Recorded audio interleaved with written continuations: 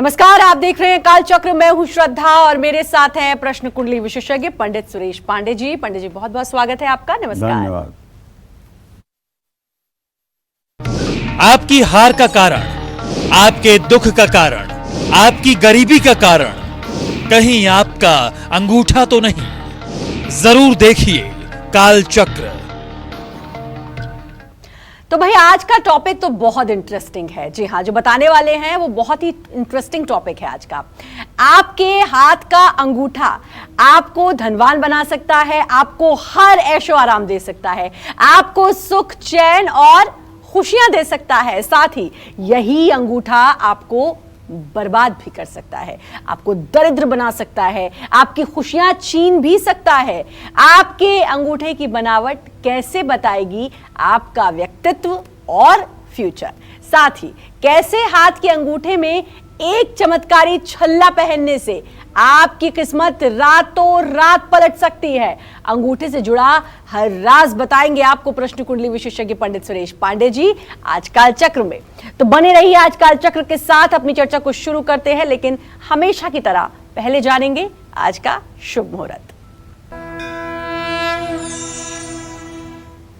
12 अप्रैल 2022 दिन मंगलवार।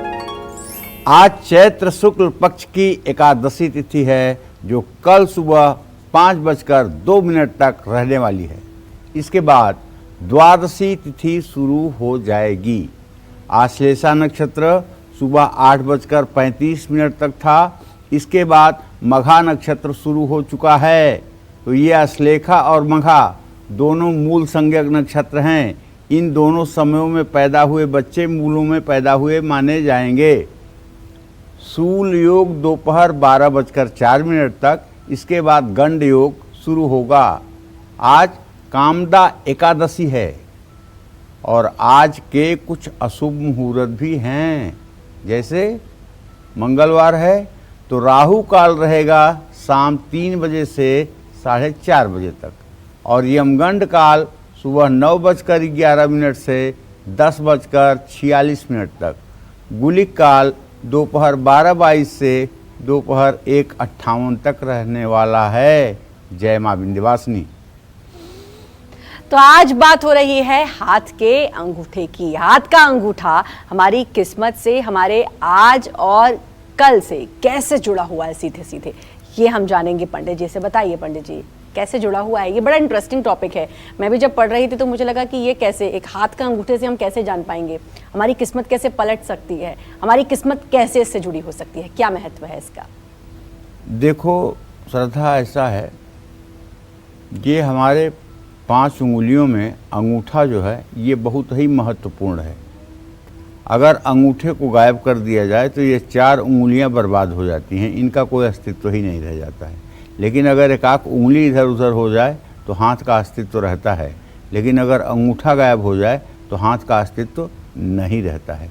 एकलव्य जो बाण विद्या में इतना माहिर था कि उसने पांडवों के साथ जाने वाले भौंकने वाले कुत्ते के मुंह में इतना बाण मारा था कि उसके जीभ में बाण ही बाण थे। ये देख करके अर्जुन ने द्रोणाचार्य से कहा कि ऐसा कौन सा धनुर्धर है जो मुझसे भी बढ़िया इस तरह से बाण चलाता है। जब खोज किया गया तो एकलव्य मिला। तो उससे पूछा गया कि भाई तुमने धनुर्विद्या सीखी किससे? उसने कहा आचार्य द्रोण से। आचार्य द्रोण ने कहा कि हाँ, मैंने तो तुम्हें सिखाई नहीं। बोले आपने ही तो सिखाई। ये देखिए आपकी प्रतिमा द्रोण की बना करके, और वो उन्हीं को गुरु मान करके और धनुर्विद्या का अभ्यास करता। तो द्रोण ने कहा ठीक है, तुम मुझे गुरु मानते हो? हाँ मानते हैं। तो गुरुदक्षिणा दे दो। तो क्या चाहिए? अपने दाहिने हाथ का अंगूठा दे दो। तो उसने दे दिया दाहिने हाथ का अंगूठा। कहने का मतलब ये है कि अंगूठा से बड़ी कोई चीज़ संसार में है नहीं। अच्छा, हम अपने दर्शकों को एक बात बताएं। अंगूठा जरा अपना देखिएगा, इसमें आपको 3 पोरुए मिलेंगे, ठीक है ना। नीचे वाला पोरुआ जो है ये आपका काम शक्ति का प्रतीक है। काम शक्ति माने सेक्सुअल पावर। और दूसरा पोरुआ जो बीच वाला पोरुआ है ये आपके इच्छा शक्ति का प्रतीक है, आपके इच्छा शक्ति का प्रतीक है। और तीसरा पोरुआ जो है जो सबसे ऊपर है, ये तर्क शक्ति का प्रतीक है। अगर नीचे वाला परुआ बहुत पतला सा, बहुत छोटा सा हो जाए तो ऐसा आदमी नपुंसक भी होता है, और अगर बहुत बड़ा हो जाए तो ऐसा आदमी बहुत चरित्र भ्रष्ट भी होता है। इसलिए इसका मध्यम रहना ही उचित है। बीच वाला परुआ जो होता है ये इच्छा शक्ति का प्रतीक है। अगर ये ऊपर वाले परुए से छोटा है तब तो अच्छी बात है, और अगर ये बड़ा है, ऊपर वाला परुआ छोटा है, तो ऐसा आदमी गलत सही जिस काम की इच्छा करेगा उसको प्राप्त करने के लिए गलत सही हर प्रकार के मार्ग अपनाएगा। अर्थात अगर किसी को इच्छा हो गई कि मुझे धनवान बनना है, तो चाहे उसको गलत कार्य करके ही धनवान बनना हो, वो विवेक से काम नहीं करेगा और वो गलत काम करेगा। लेकिन अगर ऊपर वाला हिस्सा बड़ा है तो ये तर्क शक्ति है, ये बताएगा कि नहीं ये गलत है, ये सही है, ये करना चाहिए, ये नहीं करना चाहिए। इसी तरह से जो ऊपर वाला भाग है, अगर अंगूठा पीछे की तरफ मुड़ जाए तो ऐसा आदमी बहुत भावुक होता है। लेकिन अगर ये अंगूठा एकदम सीधा रहे तो ऐसा आदमी मस्तिष्क प्रधान होता है, जरा भी भावुकता और इमोशन में नहीं आता है। और अगर ये अंगूठा ऊपर जा कर के बहुत थुथला हो जाए, माने फैल जाए, और इसकी लंबाई बहुत छोटी हो, 1 से 1.5 सेंटीमीटर में पूरा तीसरा परुआ हो, तो ऐसा आदमी क्रिमिनल, शूटर, हत्यारा, कुछ भी हो सकता है। मूर्ख भी हो सकता है। तो कहने का मतलब यह है कि एक तो ये हाथ के रेखा से जो हमारे यहाँ सामुद्रिक शास्त्र में उद्धृत है, इसकी जानकारी हमने आपको दिया। हस्तरेखा के अध्ययन में अंगूठे की अहम भूमिका है मेरे भाइयों, ये बात ध्यान रखिएगा। हस्तरेखाओं का अध्ययन करते समय अंगूठे की बनावट, अंगूठे की संरचना, ये अपने आप में एक अहम रोल अदा करता है। ऐसे में अंगूठा, मैंने बताया ना, इच्छा शक्ति, विवेक और प्रेम संवेदना का सूचक है। अंगूठे को व्यक्ति के व्यक्तित्व का दर्पण भी कहा जाता है। हस्त परीक्षण में अंगूठे को आधार मानते हैं। द्रोणाचार्य के द्वारा गुरु दक्षिणा के रूप में एकलव्य से अंगूठे का माना जाना अंगूठे की महत्ता को उजागर करता है। चिकित्सा शास्त्र के अनुसार भी अंगूठा मस्तिष्क का मुख्य बिंदु है। जब किसी को सर दर्द होता है और एक्यूप्रेशर के डॉक्टर के पास जाइए तो क्या बताते हैं, यही अंगूठे का जो ऊपरी परुआ है, इसी को केवल दबाने की बात बताते हैं। इसको प्रेशर करने से सर दर्द दूर हो जाता है। चाहे जितना तेज दर्द हो, लेकिन अंगूठे के ऊपरी परुओं के अगर 2-2 मिनट दोनों हाथ के परुओं को दबाया जाए तो सर दर्द तत्काल ठीक हो जाता है। प्राचीन काल में भारत में नस और नाड़ी चिकित्सा करने वाले वैद्यगण अंगूठे का विश्लेषण से व्यक्ति के रोग और निदान के बारे में निर्णय लिया करते थे। जिस व्यक्ति का अंगूठा जितना सुविकसित, दृढ़ और सुगठित होता है, उस व्यक्ति में बौद्धिक और मानसिक विशेषताएं उतनी ही अधिक होती हैं। इसके विपरीत मैंने आपको बता ही दिया है कि अंगूठे का छोटा, कमजोर, पतला और अविकसित होना व्यक्ति के बौद्धिक क्षमता और नेतृत्व बल की कमी का सूचक है। तो कहने का आशय ये है कि अंगूठा हमारे जिंदगी का एक अहम रोल अदा करने वाला है। बहुत सी बातें अभी हैं जो अंगूठे के संदर्भ में आपको बतानी हैं, और अगर कुछ खराब है तो इसको ठीक करने का तरीका क्या है, ये सब अपने बुद्धि के अनुसार और शास्त्रों के अध्ययन के अनुसार आपको बताने का प्रयास करूंगा। आप लोग हमारे साथ बने रहिएगा और इस अनूठे ज्ञान को जरूर ध्यान से सुनने की कोशिश करिएगा। जय मां विंध्यवासिनी।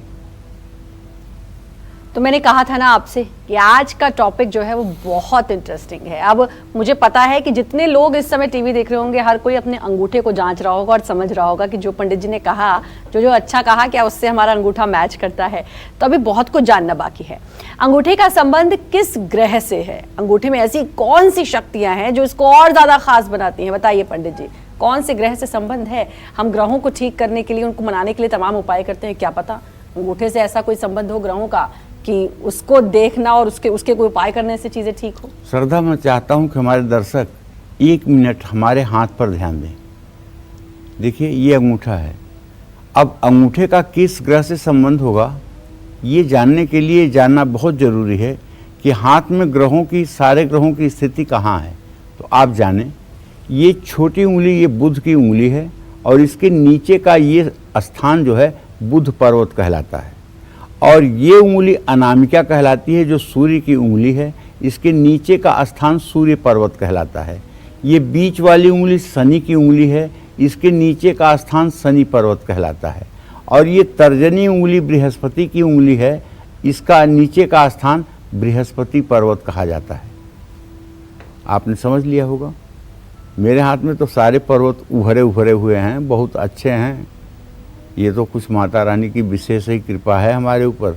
लेकिन आप अपना हाथ मिलाइएगा, अगर इतना बड़ा न हो तो भी डरने घबराने की कोई बात नहीं है। अच्छा, ये देखिए, ये नीचे वाला भाग, हथेली के नीचे वाला भाग, ये जो उठा हुआ है, ये चंद्र पर्वत है। क्या है? चंद्र पर्वत है। मनुष्य के मानसिक बौद्धिक क्षमता का मूल्यांकन यहाँ से किया जाता है। और अब ये बचता है ना अंगूठे के नीचे वाला भाग, ये शुक्र पर्वत है। तो शुक्र पर्वत से क्या जुड़ा हुआ है? अंगूठा। तो अंगूठा किस पर्वत के सबसे ज़्यादा प्रभाव में है? शुक्र पर्वत के सबसे ज़्यादा प्रभाव में है। ठीक है ना। अभी मैंने क्या नहीं बताया आपको? मंगल। मंगल कहाँ है? मंगल ये अंगूठे से सीधी रेखा खींचिए और आयु रेखा के जहाँ आयु रेखा चलती है उसके नीचे ये यहाँ ऊर्ध्व मंगल है, और हथेली के एकदम बीचों बीच निम्न मंगल है। और जहाँ से मणिबंध के ऊपर दबाव शुरू होता है, ये राहु का स्थान है, केतु का स्थान है। मणिबंध के पास केतु का भी स्थान है। तो कहने का मतलब मैंने आपको 9 ग्रहों के बारे में बताया। और चूंकि शुक्र ग्रह इस हथेली के इस पॉइंट पर है, इसके ऊपर अंगूठा जुड़ा हुआ है, इसलिए ये शुक्र से जुड़ा हुआ है। मनुष्य का अंगूठा प्रकृति ने इस तरह बनाया है कि वो बाकी उंगलियों के विपरीत दिशा में भी कार्य करने में सक्षम होता है। यही वो शक्ति है जो आत्मिक और मौलिक बल का संकेत देती है। नवजात बच्चों की इच्छा शक्ति नहीं होती है, वो पूरी तरह अपनी माँ या पालनहार पर निर्भर रहते हैं। इस दौरान उनका अंगूठा मुट्ठी से उंगलियों में ढका रहता है। आपने देखा छोटे बच्चे को अंगूठा दबा रहता है। अंगूठे की जड़ में ब्रह्म तीर्थ भी माना गया है। पितरों को तर्पण करने के लिए अंगूठा काम में आता है। दक्षिण दिशा को पितरों की दिशा माना गया है। हमारे दाहिने हाथ का अंगूठा भी दक्षिण दिशा में ही स्थित है। अंगूठा शुक्र ग्रह से भी जुड़ा हुआ है। मैंने बता ही दिया आपको। जिन लोगों की जन्म कुंडली में शुक्र ग्रह अशुभ स्थिति में हो, उन लोगों को अंगूठे में हमेशा कोई न कोई तकलीफ रहती है। जैसे शुक्र ग्रह अगर अस्त का होगा, शुक्र अगर नीच का होगा, तो ये नीचे वाला भाग जो देख रहे हैं ना, ये दबा हुआ होगा, पिचका हुआ होगा। और यहाँ अगर छुएंगे ना, ये पिलपिला होगा, जरा सा भी यहाँ जान नहीं होगी, मांस नहीं होगी, ये पिलपिला होगा। ऐसे लोगों के अंदर अगर पुरुष हैं तो ऐसे लोगों के अंदर नपुंसकता, अगर महिला हैं तो उनको यौन रोग होने की संभावना बढ़ जाती है। लेकिन अगर ये बहुत उठा हुआ और बहुत कड़ा हो, दबाने पर भी ना दबे, तब भी ये जननांग से संबंधित रोगों को देता है। इसका मध्यम होना ही शुभकारी होता है। उठा हुआ भी हो, हल्का सा दबाव में भी आता हो, तभी ये शुभकारी है। बहुत ज़्यादा कठोर हो, बहुत ज़्यादा उठा हुआ हो, पत्थर की तरह मजबूत हो, तब भी ठीक नहीं है। दबा हुआ हो, हाथ की अपेक्षा और जगह की अपेक्षा, पिलपिला हो, छूने पर हड्डियां मिलती हों, तो भी ये ठीक नहीं है। तो ये हाथ की संरचना हमारे जीवन का एक दर्पण है। कुंडली में अगर ज़्यादा खराब ग्रह होगा तो निश्चित रूप से इससे अंगूठा प्रभावित होगा, इसमें कोई संशय नहीं है। जय मां विंध्यवासिनी। तो कितनी सारी बातें पता चल रही हैं आज अंगूठे के बारे में, और आज ये पता चल रहा है कि अंगूठा कितना ज़्यादा महत्वपूर्ण है हमारी लाइफ में, हमारे ग्रहों से कितना जुड़ा हुआ है। हाथ के अंगूठे में किस धातु का छल्ला पहनने से 6 बड़े लाभ मिल सकते हैं, ये जानेंगे पंडित जी से। बताइए पंडित जी, आप छल्ला कौन सी धातु का पहने जिससे रातों रात किस्मत भी बदल जाए और ग्रह भी ठीक हो जाएं और अंगूठे का जो प्रभाव है और भी हमारे व्यक्तित्व पर अच्छा पड़ने लग जाए? देखो श्रद्धा, एक बार तो आपने भी बहुत बार सुना होगा, अरे इनका क्या पूछना है, इनकी तो चांदी है, चांदी से तो महंगा सोना है। कोई क्यों नहीं कहता कि इनका क्या पूछना है, इनका तो सोना है। चांदी क्यों कहते हैं लोग? चांदी हमारे सनातन धर्म में बहुत शुद्ध मानी गई है।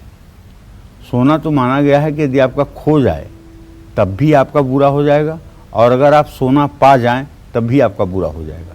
दोनों आपके लिए अशुभ संकेत हैं, उसका मिलना और खोना। लेकिन चांदी के लिए ऐसी कोई बात नहीं है। चांदी केवल शुभता का प्रतीक है। ठीक है, तो हाथ के अंगूठे में चांदी का छल्ला पहनने से सबसे पहला लाभ जो मिलता है वो ये कि मानसिक तनाव दूर होता है।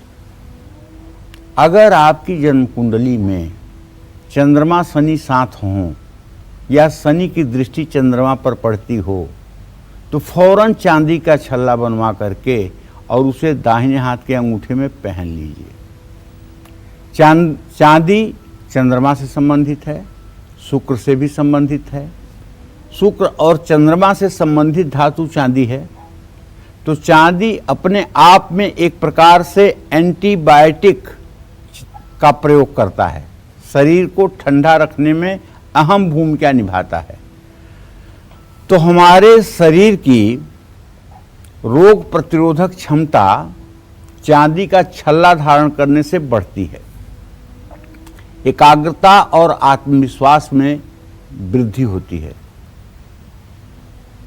जिन लोगों का वैवाहिक जीवन ठीक नहीं चल रहा है उन लोगों को भी चांदी का छल्ला अपने दाहिने हाथ के अंगूठे में जरूर पहनना चाहिए, या फिर गले में चांदी की सुंदर सी चेन धारण करनी चाहिए।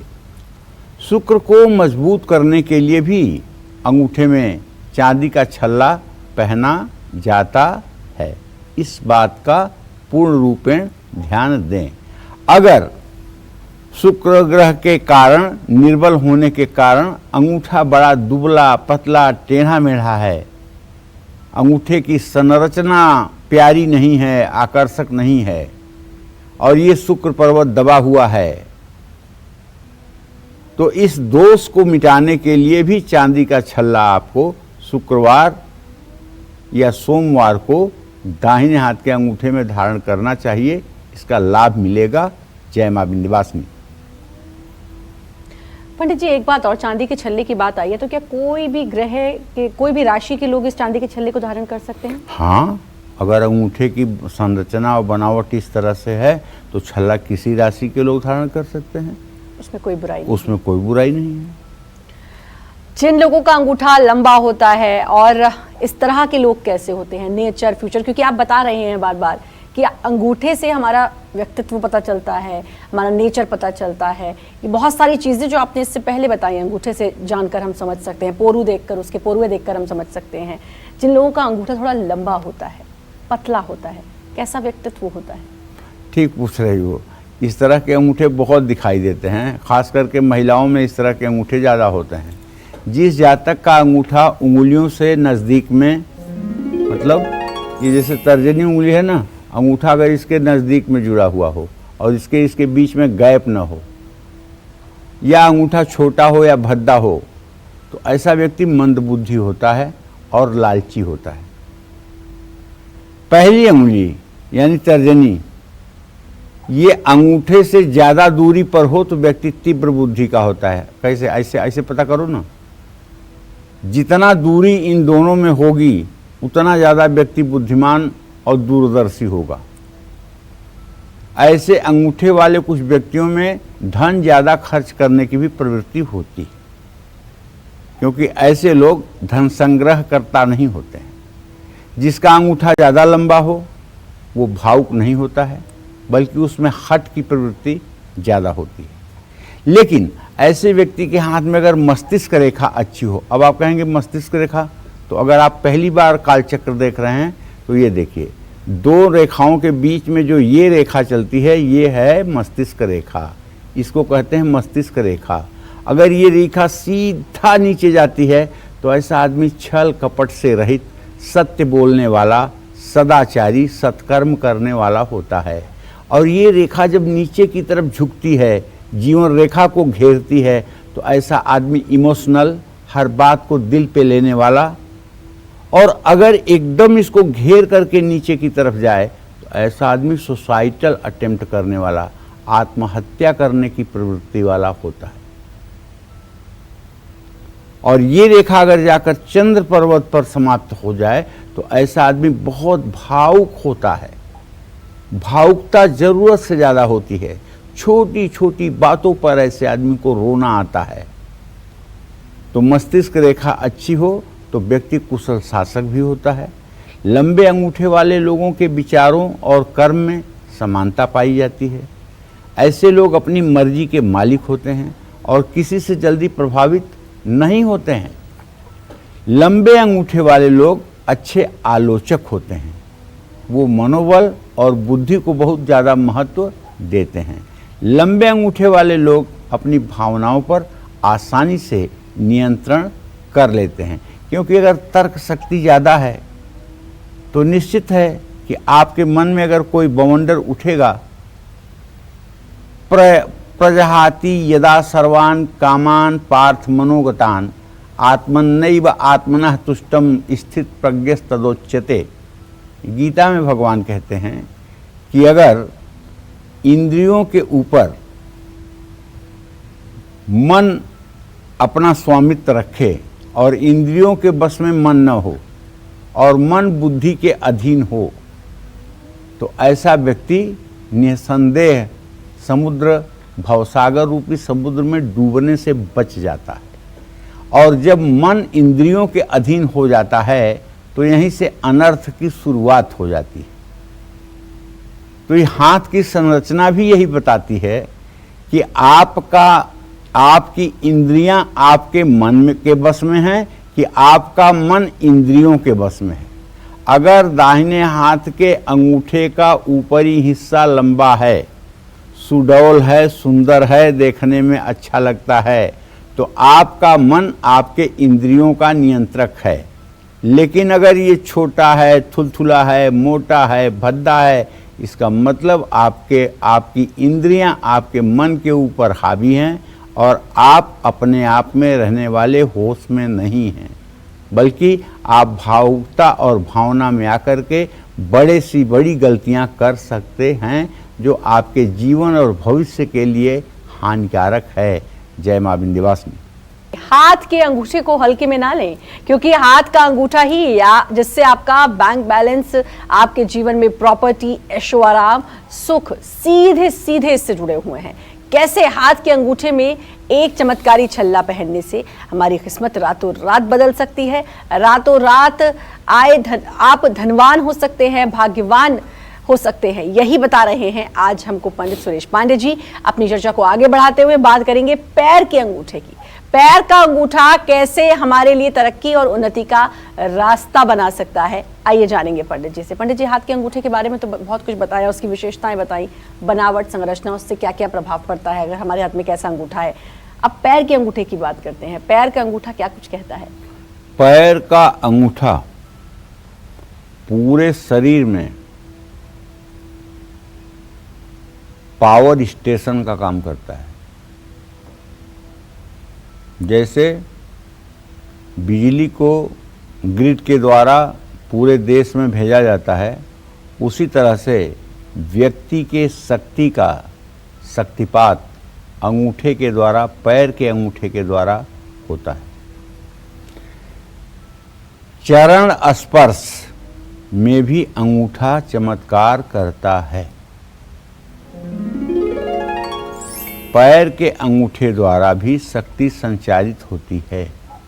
इसलिए पहले किसी राजा महाराजा के द्वारा जब किसी ऋषि मुनि को प्रणाम किया जाता था तो राजा महाराजा साष्टांग दंडवत करके अपने दाहिने हाथ और बाएं हाथ की तर्जनी को ऋषि मुनि के अंगूठे पर रखते थे और अंगूठे के शक्ति से तर्जनी के अंदर जो शक्तिपात होता था उससे व्यक्ति के व्यक्तित्व में चमत्कारिक परिवर्तन होता था।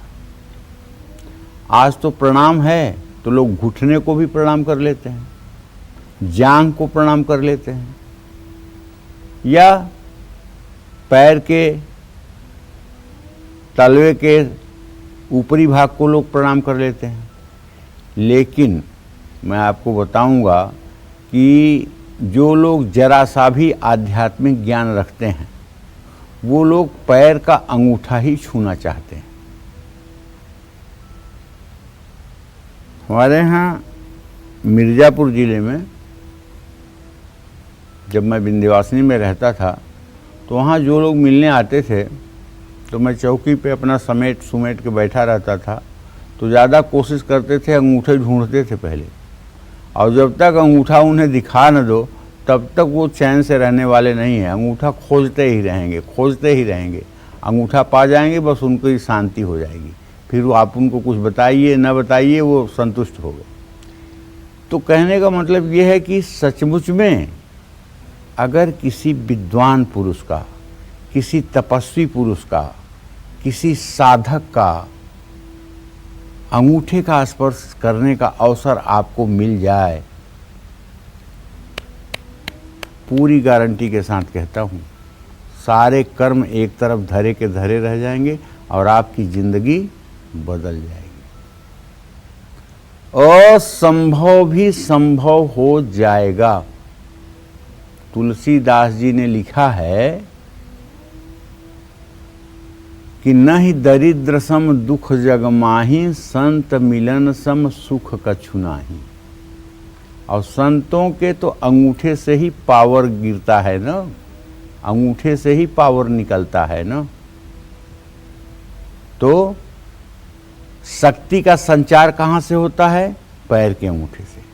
मनुष्य के पांव के अंगूठे में विद्युत संप्रेषणीय शक्ति होती है। यही कारण है बुद्धिमान विद्वान साधक वृद्धजनों के चरण स्पर्श करने से जो आशीर्वाद मिलता है उससे अविद्या रूपी अंधकार मनुष्य का नष्ट होता है और व्यक्ति उन्नति करता है। आप जानते हैं अंगूठे को देख करके किसी आदमी के भाग्य का बहुत हद तक अनुमान लगाया जा सकता है। जैसे महिलाओं का देख लीजिए, अगर अंगूठा बेलनाकार गोलाकार है, नाखून सुंदर है और अंगूठा बिल्कुल गोला राउंड है और थोड़ा सा ना बहुत नाटा है ना बहुत बड़ा है और एकदम सीधा है, तो ऐसी महिलाएं पद्मिनी स्त्रियां होती हैं। इनके चलने पर इनके पैरों से आवाज़ नहीं आती है। इनका गर्दन बहुत ही सुंदर होता है और ऐसी महिलाएं अगर झोपड़ी में भी ब्याह दी जाएं वहाँ भी राजमहल बन जाता है। लेकिन अगर पैर का अंगूठा बहुत मोटा हो, थुलथुला हो, या फिर पैर का अंगूठा जहाँ से पैर से जुड़ता हो वहाँ बहुत पतला हो और ऊपर जाकर चौड़ा हो जाए जैसे कछुए का सर होता है, और बाएं तरफ अंगूठा बाहर की तरफ टेढ़ा मेढ़ा हो, तो ऐसी महिलाओं का पति श्रम करके आजीविका करने वाला, बहुत दुखी जीवन जीने वाला, अभाव में ज़िंदगी बिताने वाला, और ऐसी महिलाएं भी दूसरों के घरों में काम करने वाली, किसी तरह से अपनी आजीविका को चलाने वाली, पूरी ज़िंदगी अभाव और दरिद्रता के बीच में जीवन जीने वाली होती है। इसी तरह से पुरुषों के पैर का भी अंगूठा अगर बेलनाकार गोलाकार और सुंदर हो, नाखून अंगूठे के अंदर अगर धंसता होगा तब तो आदमी मूर्ख होगा। लेकिन अगर अंगूठे में नाखून नहीं धंसता होगा, अंगूठे की संरचना सुंदर होगी, तो ऐसा व्यक्ति निस्संदेह उच्च पद पर आसीन होगा, उच्च पद पर आसीन होगा, प्रशासनिक पद पर आसीन होगा। तो देखिए, अंगूठे की संरचना आपके बस में नहीं। अंगूठे की संरचना भगवान ने जैसी कर दी है वैसे कर दी है। अगर आपके अंगूठे की संरचना सचमुच में गलत है तब तो आज का कार्यक्रम आपको देखना पड़ेगा, क्योंकि क्या कर सकते हैं आप उपाय, वो तो मैं यथासंभव अपने बौद्धिक क्षमता के आधार पर और अपने अनुभव के आधार पर आपको बताऊंगा ही। जय मां विंध्यवासिनी। अगर आपको गले की तकलीफ है, अगर आपकी कुंडली में बुध या चंद्रमा शुभ होकर भी अच्छे फल नहीं दे रहे, तो ऐसे में आपको किस धातु का छल्ला अंगूठे में पहनना चाहिए, पूछेंगे पंडित जी से। बताइए पंडित जी। बुध या चंद्रमा अगर आपकी कुंडली में मुख्य ग्रह होने के बाद भी, मुख्य ग्रह का मतलब वो लग्नेश है आपके कुंडली का, और शुभ फल नहीं दे रहा है, तो शुद्ध चांदी का छल्ला अपने अंगूठे में धारण करें। अपनी बात दूसरों को अगर आप कह नहीं पाते हैं, बता नहीं पाते हैं, हेजिटेशन या संकोच होता है, तो भी अपने अंगूठे में आपको चांदी का छल्ला जरूर पहनना चाहिए। जो पुरुष या महिला मूत्र रोग से पीड़ित हैं, जिनको वॉशरूम जल्दी नहीं आता है, बहुत देर तक बैठ करके इंतज़ार करना पड़ता है, या जिनका बिना इच्छा से वॉशरूम अपने आप हर समय पास होता रहता है, ऐसे सभी लोगों को अपने बाएं पैर के अंगूठे में चांदी का छल्ला जरूर धारण करना चाहिए। जिन महिलाओं के गले में हमेशा तकलीफ रहती है, जो महिलाएं कभी भूलकर गाना नहीं गा सकती हैं, जिनकी आवाज़ ऐसी होती है कि उसको सुन करके भी लोग भाग जाएं, गाने की कौन सी बात है, उन महिलाओं को भी अपने हाथ के अंगूठे में चांदी का छल्ला जरूर पहनना चाहिए। कुंडली में बुध चंद्रमा अशुभ फल दे रहे हैं तो भी हाथ के अंगूठे में शुद्ध चांदी का छल्ला धारण करने पर लाभ मिलता है। अगर मीन राशि का बुध हो और वृश्चिक राशि का चंद्रमा हो कुंडली में, तो बिना किसी से कुछ पूछे पैर के अंगूठे में चांदी का छल्ला, बाएं पैर के अंगूठे में महिलाएं और दाहिने पैर के अंगूठे में पुरुष धारण कर लें, इससे निसंदेह लाभ मिलेगा। जय मां विंध्यवासिनी। अंगूठे की कैसी बनावट आपके कल, आज और आने वाले कल के बारे में सब कुछ बयां कर सकती है, जानेंगे पंडित जी से। बताइए पंडित जी। देखो, अब बनावट के बारे में बात कर रहे हैं। अंगूठा मोटा हो तो व्यक्ति हठी, कामुक और असभ्य होता है। अंगूठा चपटा होना व्यक्ति के संवेदनशील और नीच स्वभाव का द्योतक है। अंगूठे का छोटा होना मानसिक अस्थिरता का सूचक, अपराध में प्रवृत्ति का संकेत देता है। अंगूठा लंबा और चौड़ा हो तो व्यक्ति में शासन करने की प्रवृत्ति होती है। ऐसा व्यक्ति स्वतंत्र विचारों वाला होता है और किसी के अधीन नहीं रहता है। अंगूठा चौड़ा और छोटा हो तो व्यक्ति हिंसक प्रवृत्ति का हो जाता है। अंगूठे के अग्रभाग का नुकीला होना संवेदनशीलता का सूचक है। अगर ये अंगूठा जाकर के ऊपर पतला हो जाए तो आप मान लीजिएगा कि ऐसा आदमी बहुत ज़्यादा संवेदनशील होता है, इमोशनल। ऐसा व्यक्ति कला और सौंदर्य का प्रेमी होता है, लेकिन उसकी इच्छा शक्ति बहुत दुर्बल होती है। वो दूसरों से बहुत जल्दी प्रभावित हो जाते हैं। नुकीले अंगूठे का पहला पर्व लंबा हो तो व्यक्ति अत्यधिक भावुक हो जाता है। अंगूठे का लचीला होना शुभ नहीं है। जिसका अंगूठा लचीला होता है उसका जीवन अनिश्चितता से भरा होता है। लेकिन अंगूठा अगर इस तरह से पीछे की तरफ मुड़ जाता है तो आप मान लीजिएगा कि ऐसा आदमी दयालु, भावुक और दूसरों की मदद करने वाला होगा। लेकिन ये अंगूठा पीछे खींचने पर अगर जरा सा भी पीछे की तरफ नहीं आ रहा है, बल लगाने पर भी पीछे नहीं आ रहा है, तो ऐसा व्यक्ति मस्तिष्क प्रधान होता है। ऐसे व्यक्ति को समाज में वाहवाही या बहुत ज़्यादा लोकप्रियता तो नहीं मिलती है, लेकिन ऐसा व्यक्ति अपने जीवन में बहुत ठोस होता है। ऐसे लोग का पारिवारिक जीवन, ऐसे लोगों की आर्थिक स्थिति, ऐसे लोगों के जीवन की सारी चीज़ें बड़ी व्यवस्थित रहती हैं।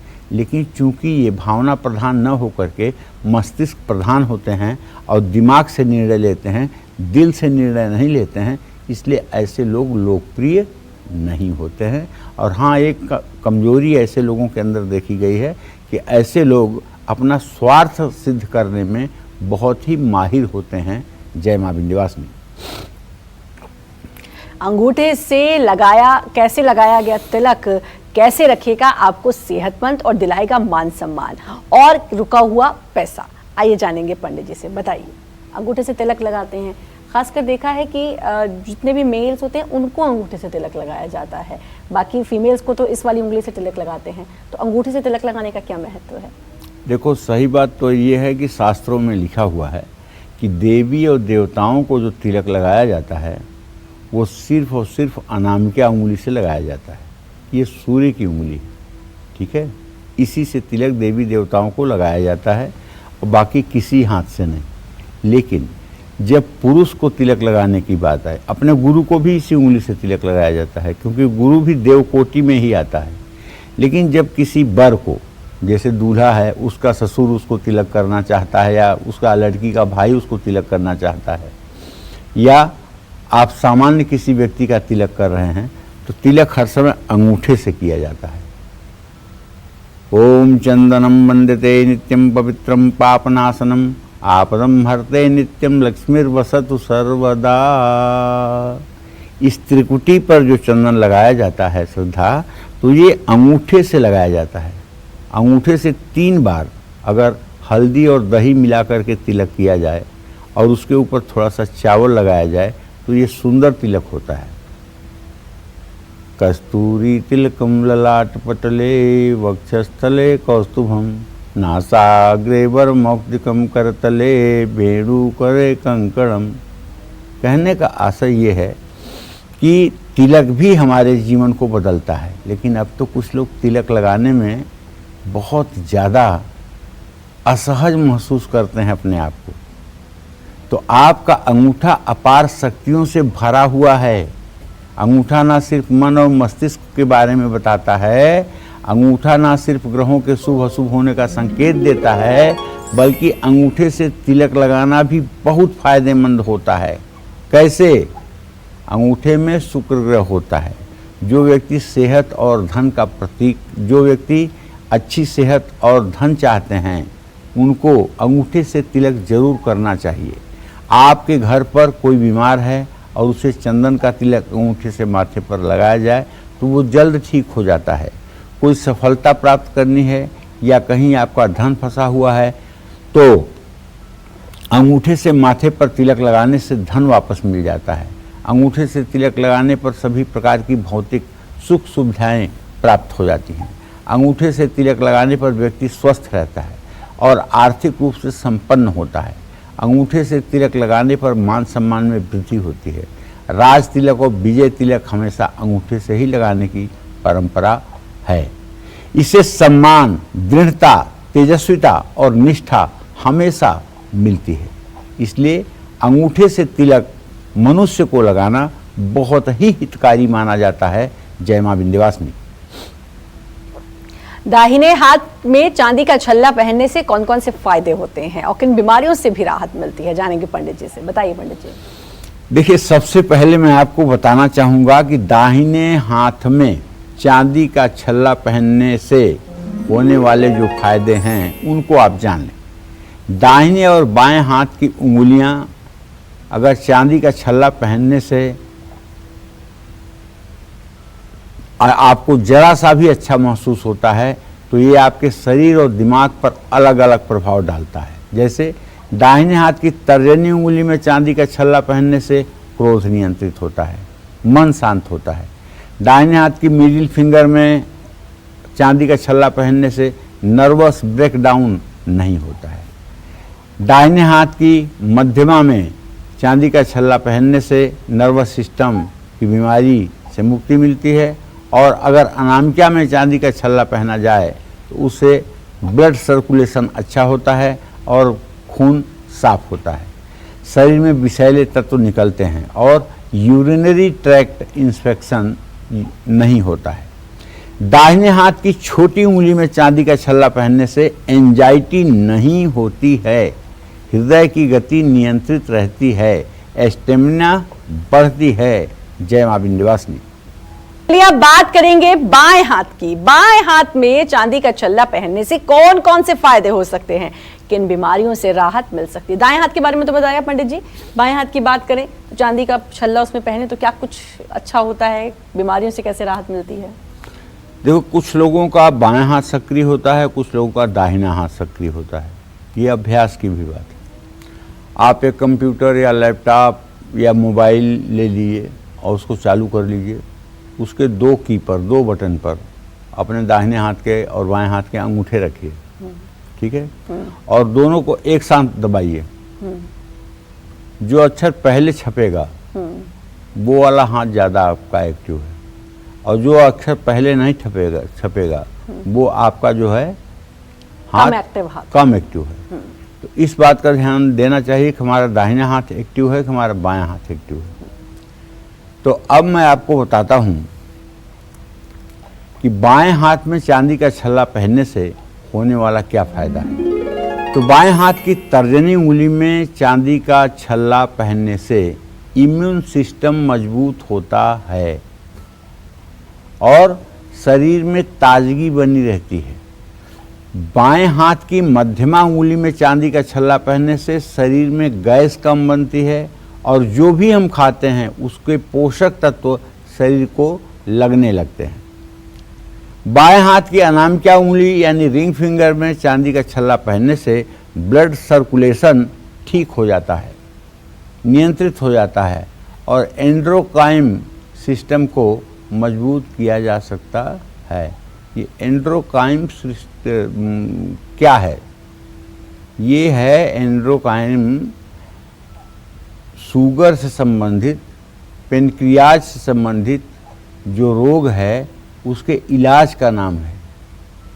अगर शुगर है आपको, पेनक्रियाज आपका इंसुलिन नहीं बनाता है, या पेनक्रियाज को आपने ज़बरदस्ती इतना घसीट दिया है मेटफॉर्मिन दवाइयाँ खा खा के कि उसे कष्ट पा कर के भी इंसुलिन बनाना पड़ता है, तो ये आगे चल के बीमारियों के रूप में ज़रूर परिवर्तित होगा।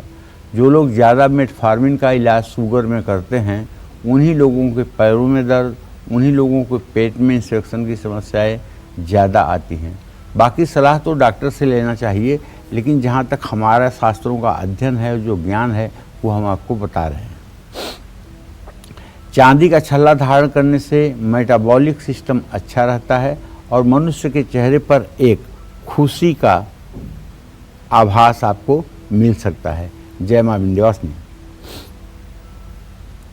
और अब बात करेंगे अंगूठे के पोर की। अंगूठे के पोर की कैसी बनावट आपका नेचर फ्यूचर दोनों बता सकती है? बताइए पंडित जी, अंगूठे का पोर क्या कुछ कहता है? देखो, हथेली की ओर से अंगूठा 3 भागों में विभाजित है। मैंने कार्यक्रम के शुरुआत में ही बताया। भैया, जिन्हें परुआ कहते हैं तो 1, 2, 3 परुआ है। पहला परुआ जो नाखून से चिपका हुआ है ऊपर वाला, ये तर्क शक्ति का सूचक है। दूसरा परुआ जो मध्य में है, ये इच्छा शक्ति का द्योतक है। और तीसरा परुआ जो सबसे नीचे है, अंगूठे की जड़ से है, ये प्रेम शक्ति या सेक्सुअल पावर को बताता है। जिन लोगों के अंगूठे का पहला परुआ दूसरे परुओं से बड़ा होता है, उनमें प्रबल इच्छा शक्ति होती है और ऐसे लोग तर्क की अपेक्षा इच्छा पर ज़्यादा बल देते हैं। ऐसे लोग अपने निर्णयों में दूसरों का हस्तक्षेप पसंद नहीं करते हैं। जिन लोगों के अंगूठे का दूसरा पोर बड़ा होता है और पहला पोर छोटा होता है, ऐसे लोगों में तर्क शक्ति प्रबल रहती है। ऐसे लोग हर बात को तर्क से जांचते हैं। जिन लोगों के अंगूठे के कारण और दूसरे पोर्वे के कारण और दूसरे पोर्वे की बराबरी होती है, ऐसे लोग सफल जीवन व्यतीत करते हैं। कार्यों में तर्क शक्ति और इच्छा शक्ति के बल पर सफलता प्राप्त होती है। अंगूठे का तीसरा भाग शुक्र पर्वत होता है, ये बात जान लीजिए। जिन लोगों के अंगूठे का तीसरा भाग लालिमा युक्त और सुंदर होता है, उनका वैवाहिक जीवन भी सुखी रहता है। आप भाई किसी को देखकर ये कैसे बता सकते हैं कि आपका जन्म कृष्ण पक्ष में हुआ है, शुक्ल पक्ष में हुआ है ना कठिन बात। लेकिन मैं गारंटी के साथ कहता हूँ, आप किसी का हाथ देख करके बता सकते हैं कि आप शुक्ल पक्ष में पैदा हुए हैं कि कृष्ण पक्ष में। कैसे? ये जो हाथ का अंगूठा है ना, ये हाथ के अंगूठे में ये जो दोनों पुर्वे हैं, दूसरा नंबर और तीसरा नंबर, इसके बीच में अगर चंद्र बना हुआ हो और एकदम स्पष्ट चंद्रमा दिख रहा हो, तो निसंदेह ऐसा व्यक्ति बहुत ही उच्च कोटि का जीवन जी लेता है, इसमें कोई संदेह नहीं है। और ऐसे लोगों का वैवाहिक जीवन भी सुखी रहता है। और जिन लोगों का ये क्षेत्र दबा हुआ होता है, ऐसे लोग निराशावादी भी होते हैं। तो कहने का आशय ये है कि अंगूठे की संरचना हमारे जीवन को बहुत कुछ प्रभावित करती है। जय मां विंध्यवासिनी। आपके घर में कौन सा बर्तन इस्तेमाल हो रहा है, कैसे बर्तन आपका भाग्य संवार सकते हैं, साथ ही कैसे बर्तन आपकी सेहत और किस्मत दोनों को बिगाड़ भी सकते हैं, ये जानेंगे हम पंडित जी से। बताइए पंडित जी, बर्तनों को कितना महत्व है? देखो भाई, तांबे के बर्तन में सूर्य और मंगल का आधिपत्य स्थापित है। चांदी के बर्तन पर चंद्रमा का आधिपत्य है। पीतल और सोने के बर्तन में सूर्य ग्रह का आधिपत्य है और बृहस्पति का भी आधिपत्य है। लोहे के बर्तन पर शनि का आधिपत्य है। कांसे के बर्तन पर बुध ग्रह का आधिपत्य है। एल्यूमिनियम के बर्तन में राहु केतु का आधिपत्य है। हम जिस धातु के बर्तन में खाना भोजन पकाते हैं या खाते हैं, उसका असर उन ग्रहों पर अच्छा या बुरा होता है। जिस व्यक्ति पर चंद्रमा की दशा चल रही है या जिसकी कुंडली में चंद्रमा अशुभ स्थिति में है, उनको चांदी के बर्तनों का इस्तेमाल जरूर करना चाहिए। सूर्य और मंगल की दशा आने पर व्यक्ति का आत्मविश्वास गिर जाता है। ऐसे व्यक्ति को तांबे के बर्तन में पानी भरकर जरूर पीना चाहिए। जिन लोगों की एकाग्रता कमज़ोर है, जिनको बहुत तनाव रहता है, ऐसे लोगों को कांसे के बर्तन का इस्तेमाल करना चाहिए। जिन लोगों के जीवन में सुख का अभाव है, उनको पीतल के बर्तन का इस्तेमाल जरूर करना चाहिए। लेकिन राहु केतु के अशुभ प्रभाव से बचने के लिए एल्यूमिनियम के बर्तन का इस्तेमाल भूल करके भी नहीं करना चाहिए। स्टील के बर्तन कहीं से भी हानिकारक नहीं है। मिट्टी के बर्तन भी ग्रहों की शुभता के लिए बहुत ही अच्छे हैं। निसंदेह ये चीज़ों का ज्ञान रख करके आप अपने जीवन को संवार सकते हैं। जय मां विंध्यवासिनी। तो पंडित जी, आपने बताया एक तो अंगूठे के बारे में, अंगूठे का वाकई में कितना महत्व है, चाहे वो अंगूठा पैर का हो या हाथ का हो, लेकिन बर्तनों का भी कितना महत्व है, घर में कौन से बर्तन रखते हैं, किन में खाते हैं, किन में खाना बनाते हैं। बहुत ही अच्छी जानकारी और बहुत ही इंटरेस्टिंग टॉपिक आज का रहा। आपने अपना समय दिया, उसके लिए आपका बहुत बहुत धन्यवाद। और उम्मीद करते हैं आज का ये इंटरेस्टिंग टॉपिक आपको बहुत पसंद आया होगा। कल फिर एक नए विषय और आपकी परेशानियों को दूर करने के लिए ढेरों उपाय लेकर आएंगे हम पंडित सुरेश पांडे जी के साथ। तब तक कालचक्र की पूरी टीम को दीजिए इजाजत। नमस्कार। लेकिन देश दुनिया की तमाम खबरों के लगातार बने रहिए न्यूज़ 24 के साथ। नमस्कार, मैं हूं मानक गुप्ता। अगर आपको हमारा ये वीडियो पसंद आया हो तो इसे लाइक और शेयर जरूर करें। और हां, हमें सब्सक्राइब और फॉलो करना ना भूलें, ताकि आप देश और दुनिया की कोई खबर मिस ना करें। तो जुड़े रहिए हमारे साथ और देखते रहिए न्यूज़ 24।